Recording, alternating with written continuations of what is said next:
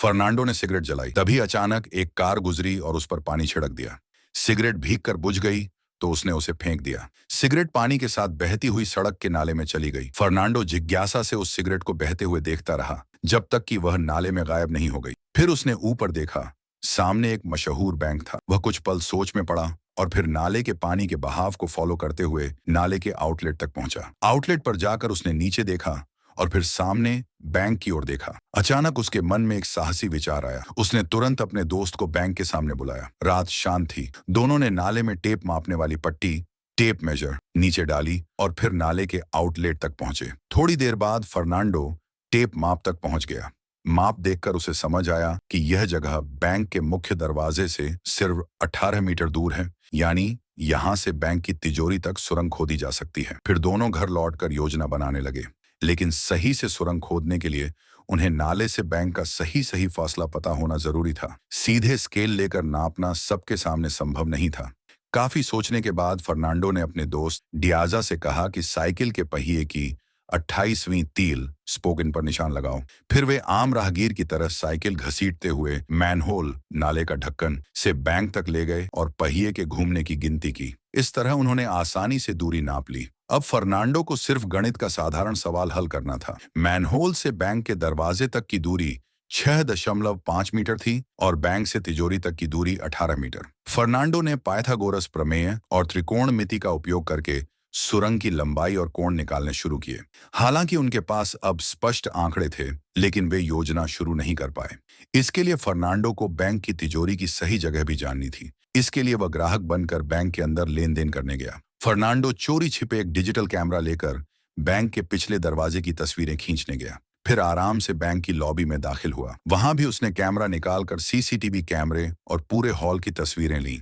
जब उसने लेन then counter, transaction counter की फोटो ली और जाने ही वाला था, तभी सुरक्षा गार्डों ने उसकी अजीब हरकत देख ली। वे उसे पकड़कर सिक्योरिटी रूम में ले गए और कैमरा चेक किया, लेकिन उन्हें कुछ भी संदिग्ध नहीं मिला, क्योंकि फर्नांडो पहले ही कैमरे से मेमोरी कार्ड निकाल चुका था। असल में उसने जानबूझकर गार्डों को पकड़े जाने दिया ताकि वह बैंक के बेसमेंट में जाकर तिजोरी की बनावट देख सके। नीचे जाते समय उसने पूरी तिजोरी, वॉल्ट और बेसमेंट का नक्शा दिमाग में याद कर लिया। घर जाकर उसने फोटो और अपनी याददाश्त से तिजोरी का नक्शा बना लिया, लेकिन तिजोरी चारों ओर मजबूत कंक्रीट से घिरी थी, इसलिए पहली योजना काम नहीं कर सकती थी। नक्शा देखकर उन्होंने तय किया कि दीवार से लगी सुरक्षा कक्ष, सिक्योरिटी रूम तक सुरंग खोदी जाए। योजना बनने के बाद काम शुरू हुआ। एक टीम नाले के रास्ते औजार लेकर गई और पहले से चिन्हित एल्यूमिनियम प्लेट नीचे उतारी। वहां नमी ज्यादा थी, इसलिए कंक्रीट भी सामान्य से कमजोर था। उधर घर पर फर्नांडो की टीम एक बड़ी समस्या पर चर्चा कर रही थी। तिजोरी को जल्दी कैसे खोला जाए। डियाजा ने कहा कि औजारों से तिजोरी का ताला तोड़ दो। ताला तोड़ने में 2 मिनट लगते हैं, लेकिन वहां सैकड़ों तिजोरियां थीं। यह तरीका बहुत समय लेने वाला और थकाऊ था, इसलिए उन्होंने यह विचार तुरंत ठुकरा दिया। फिर बॉस ने सुझाव दिया कि बैंक की छुट्टी वाले दिन का फायदा उठाएं ताकि ज्यादा समय मिले, लेकिन फर्नांडो ने कहा कि जितना ज्यादा वे बैंक में रहेंगे उतना ही खतरा बढ़ेगा। इसलिए असली काम था तिजोरी को जल्दी खोलने का तरीका ढूंढना। उसने कहा कि पहले ताले की बनावट को समझना होगा। इसके लिए उसने मारियो से कहा कि अमीर ग्राहक बनकर 100 किलोमीटर के दायरे में किसी शाखा से एक तिजोरी किराए पर ले। कुछ समय बाद वे सब ताले की संरचना को समझ गए। सेबास्टियन ने उसी ताले को खोलने की मशीन बना डाली। उधर सुरंग खोदने वाले काम रोकने को मजबूर हो गए, क्योंकि उनके पास मशीनरी नहीं थी। मारियो ने वाटर लेवल खरीदने का सुझाव दिया, लेकिन फर्नांडो ने मना कर दिया। असल में उसके पास छुपा कर रखे पैसे बहुत पहले ही खत्म हो चुके थे। सेबास्टियन को अचानक एक आइडिया आया। उसने एक ट्राइपॉड पर लेजर पिन लगाकर पानी का लेवल नापने वाला आसान और मुफ्त उपकरण बना लिया। इससे सुरंग खोदने की गति बहुत तेज हो गई। 3 दिन और 2 रात मेहनत करने के बाद उनकी खोदी हुई सुरंग अब बैंक की तिजोरी से सिर्फ 8 मीटर दूर रह गई थी। तभी मारियो को अचानक एक बड़ी समस्या याद आई। उनके पास तिजोरी खोलने का औजार तो है, लेकिन तिजोरी का लोहे का दरवाजा खोलने का तरीका ही नहीं है। यह सुनकर फर्नांडो चौंक गया और परेशान होकर बालकनी में बैठा अपनी पत्नी के साथ रोने लगा। तभी उसकी पत्नी ने उसे ढाढ़स बंधाया और अचानक उसके दिमाग में नया विचार आया। वह तुरंत मारियो के पास दौड़ा और बोला, हमें तिजोरी का दरवाजा तोड़ने की जरूरत ही नहीं है। जब बैंक के कर्मचारी काम कर रहे होते हैं तभी तिजोरी का दरवाजा खुला रहता है। हम उसी समय हमला करेंगे। इस तरह उनकी नई योजना बनी। अब करना सिर्फ इतना था कि कुछ लोग बैंक की लॉबी में नकली डाकू बनकर घुसेंगे और सुरक्षा गार्डों का ध्यान खींचेंगे। उसी समय बाकी लोग सुरंग से होकर तिजोरी तक पहुंच जाएंगे। फर्नांडो की योजना सुनते ही मारियो ने हामी भर दी। फिर मारियो और डियाजा ने अपनी उंगलियों पर गोंद लगाया ताकि निशान न छूटे, काली टोपी पहनी और बच्चों से लिया हुआ पानी का पिस्तौल, वाटर गन लेकर बैंक में घुस गए। 1 मिनट से भी कम समय में उन्होंने पूरे बैंक पर काबू पा लिया। लेकिन उन्होंने जानबूझकर कंट्रोल रूम में बैठे एक सुरक्षा गार्ड को नहीं रोका। गार्ड ने तुरंत पुलिस को फोन किया। ये जानकर डाकू गुस्सा नहीं हुए, बल्कि विनम्रता से उससे फोन मांगा। फिर उन्होंने गार्ड की मैगजीन निकाल ली। डाकुओं ने सुरक्षा गार्ड की बंदूक से मैगजीन, गोली वाला हिस्सा निकाल दी और फिर बंदूक उसे लौटा दी। अब तक पुलिस बैंक के दरवाजे के चारों ओर खड़ी थी, लेकिन डाकू बिल्कुल शांत थे। उन्होंने बैंक का पिछला दरवाजा बंद कर दिया और फिर सामने का दरवाजा खोला। गार्ड को बाहर धक्का देकर निकाल दिया। पुलिस उनके इस अजीब व्यवहार से हैरान थी। जैसे ही मुख्य दरवाजा बंद हुआ, इतिहास की सबसे ठंडी दिमाग से की गई बैंक डकैती शुरू हो गई। सबसे पहले डाकुओं ने बैंक की दोनों मंजिलों पर कर्मचारियों को काबू में किया। बाकी लोग तहखाने में तिजोरी तक पहुंच गए। वहां उन्होंने बस धीरे धीरे तिजोरी को बाहर खिसकाया। तभी मजबूत दीवार में अचानक एक सुराख दिखाई दिया। ये वही सुरंग थी जिसे फर्नांडो और उसके साथियों ने दिन रात मेहनत करके खोदा था। जब सब सुरंग से अंदर पहुंच गए, तब उनका एक रात में जिंदगी बदलने का सपना सच होने जैसा लगने लगा। बैंक के बाहर अब भारी भीड़ जमा थी, मीडिया भी और एक स्पेशल पुलिस टीम भी। मौके पर कमांडर मिगुएल पहुंचे, जो मशहूर बातचीत नेगोशिएशन विशेषज्ञ थे। सुरक्षा गार्ड ने पुलिस को बताया कि डाकुओं ने उसका फोन ले लिया है। यह सुनकर मिगुएल ने तुरंत कॉल किया ताकि मनोवैज्ञानिक तरीके, साइकोलॉजिकल टैक्टिक्स से डाकुओं से बात कर सके।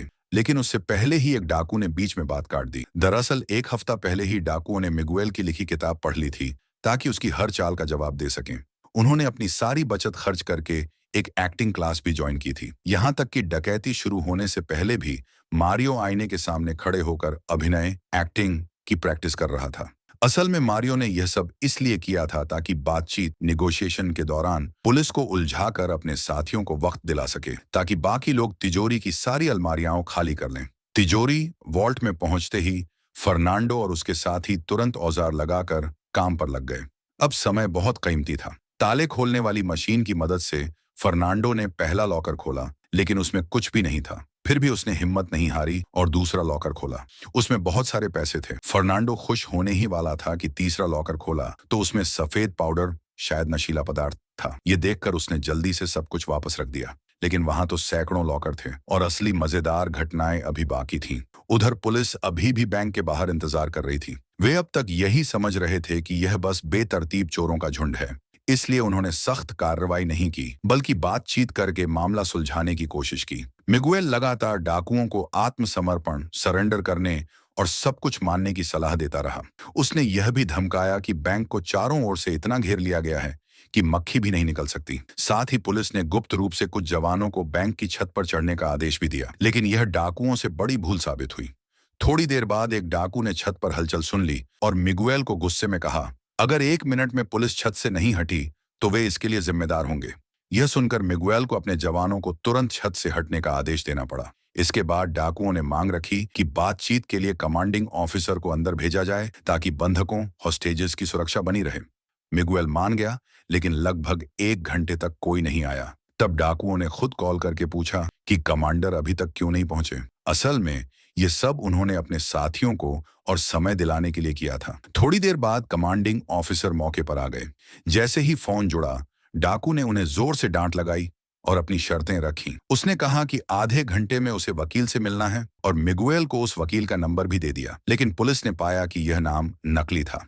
फिर भी उन्होंने असली वकील को कॉल किया। इस बीच बैंक के अंदर मारियो ने अपनी काली टोपी उतारी, मैनेजर की कुर्सी पर बैठ गया और वकील और पुलिस से बातचीत शुरू की। पुलिस और कमांडिंग ऑफिसर को लगा कि यह सब सच है। इस तरह मारियो ने अपने साथियों के लिए और समय खरीद लिया। इसी दौरान ताले खोलने का काम तेजी से चलता रहा। तभी बैंक की लॉबी में एक बंधक, हॉस्टेज, ने अचानक हाथ उठाया। डकैती चल रही थी। तभी अचानक एक बंधक, हॉस्टेज, ने अपना बायां हाथ उठाया और कहा कि उसे कुछ जरूरी काम है। डाकू ने हंसते हुए उसे कोने में रखे गमले तक जाने दिया। पास खड़े एक डाकू को थोड़ा शक हुआ, लेकिन उसके साथी ने उसे समझाया कि उस आदमी को ज्यादा घूरो मत। लेकिन 1 मिनट से भी कम समय में वही आदमी फिर हाथ उठाकर बोला कि उसे दूसरी बार बाथरूम जाना है। इस बार डाकू ने सीधे उसे बाथरूम भेज दिया। बंदूक की नली सामने हिलती देख वह आदमी डर से जड़ हो गया। फिर अचानक डाकू ने मुख्य दरवाजा खोला और उसे बाहर जाने दिया। बाहर निकलते ही मिगुएल ने उससे हालात पूछने की कोशिश की, लेकिन वह आदमी इतना डर गया था कि बोल भी नहीं पाया। उसके कपड़ों का रंग भी बदल गया था, डर से गीले हो गए थे। डाकुओं ने अचानक इस तरह बंधक को छोड़ दिया, यह देखकर मिगुएल समझ नहीं पा रहा था कि क्या करे। दरअसल यह सब पुलिस का ध्यान भटकाने के लिए किया गया था। इसी बीच ऊपर छुपे स्नाइपर ने एक और हैरान कर देने वाला नजारा देखा। बैंक के अंदर एक डाकू हाथ में जन्मदिन का केक पकड़े खड़ा था और उस पर मोमबत्ती जला रहा था। असल में आधा घंटा पहले एक 80 साल की बूढ़ी औरत ने कहा था कि आज उसका जन्मदिन है, तो डाकुओं ने उसका जन्मदिन मनाने का फैसला किया। उन्होंने बंधकों को मजबूर किया कि सब मिलकर हैप्पी बर्थडे गाएं।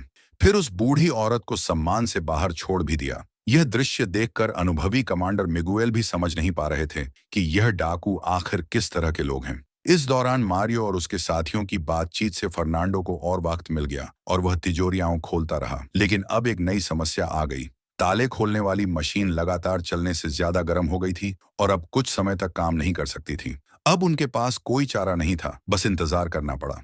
तभी अचानक सभी डाकुओं के अलार्म बजने लगे। यह संकेत था कि भागने का समय हो गया है। हालांकि अभी भी बहुत सी तिजोरियां नहीं खुली थीं, लेकिन फर्नांडो ने लालच नहीं दिखाया। उसने तुरंत सबको योजना के अनुसार पीछे हटने का आदेश दिया। जैसे ही आदेश मिला, ऊपर वाले डाकू ने बंदूक दिखाकर बंधकों को वहीं रोक दिया। नीचे वाले साथी जल्दी जल्दी सामान बांधने लगे और पैसों के बैग सुरंग में डालकर फिसलाते हुए नाले की तरफ भेजने लगे। नीचे खड़े साथी ने बैग उठाए और तुरंत उन्हें लोड करने लगा। सुरंग से बाहर जाने वाले आखिरी दो लोग साफ सफाई की जिम्मेदारी निभा रहे थे। उन्होंने सब जगह साफ किया, फिर अलमारी कैबिनेट को वापस खिसकाकर सुरंग का मुंह ढक दिया और मौके का फायदा उठाकर निकल गए। उधर बैंक के बाहर पुलिस बहुत घबराई हुई थी। उन्होंने तुरंत हमला करने की तैयारी कर ली। कमांडिंग ऑफिसर ने तो एक खास टीम को नाले के आउटलेट निकास की सुरक्षा के लिए भी भेज दिया। लेकिन बैंक के अंदर फर्नांडो ने जल्दीबाजी नहीं की। उसने आराम से फर्श पर एक लाल तौलिया बिछाया और डकैती में इस्तेमाल हुई पानी की पिस्तौलें, वाटर गन्स सलीके से रख दी। जाने से पहले उसने लॉबी के बीचों बीच एक कागज भी चिपका दिया। यह उसने पुलिस को चिढ़ाने के लिए नहीं किया था, बल्कि यह दिखाने के लिए कि उन्होंने असली बंदूक नहीं बल्कि खिलौना पानी वाली बंदूकें इस्तेमाल की थीं, ताकि अगर पकड़े जाएं तो जज उनकी सजा कम कर दे। फिर अचानक डाकू ऐसे गायब हो गए जैसे हवा में उड़ गए हों।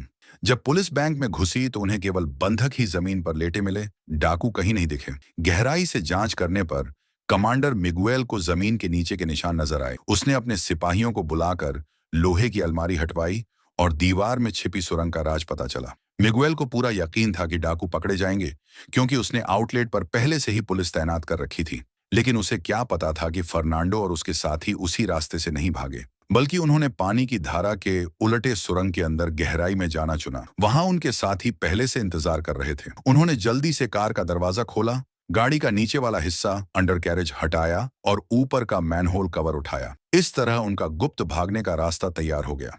सब लोग बारी बारी से कार में चढ़े। आखिरी आदमी ने पैसों के बैग भी ऊपर चढ़ा दिए। मशीनों की मदद से सब बैग जल्दी ही कार में भर दिए गए। फिर उन्होंने मैनहोल कवर वैसे ही बंद कर दिया जैसे पहले था। इस तरह यह डकैती सफलतापूर्वक खत्म हुई। लेकिन ध्यान रहे, यह असली घटना नहीं, बल्कि अर्जेंटीना की सेंचुरी की लूट पर आधारित एक फिल्म का सीन है। इसे कभी भी असल जिंदगी में दोहराने की कोशिश मत करना।